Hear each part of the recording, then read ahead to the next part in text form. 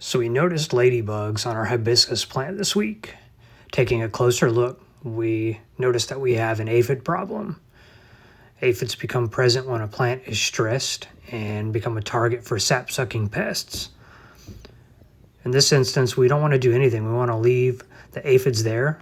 There's a handful of ladybugs that we've seen for several days feeding on the actual aphids. They feed on soft-body insects. So what do we do to attract ladybugs and bring them to the garden so that we have natural pest control?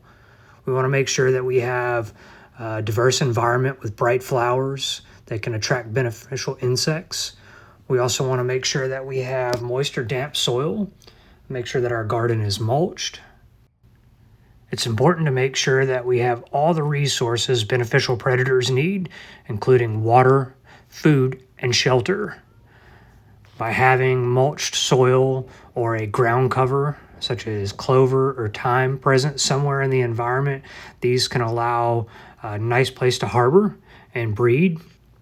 We want to keep a shallow water source where beneficial insects like bees and ladybugs can get the moisture that they need. We also need to understand that they need a food source to stay in an environment. If we don't have aphids or other sap-sucking insects, then we're missing a key component for ladybugs to thrive in our environment, so it's not uncommon for them to move around.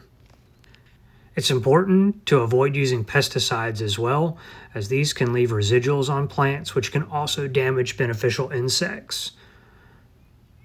Overall, having aphids on a plant like this are not always a bad thing. It creates a diverse environment where we have natural predators to handle common problems in the garden.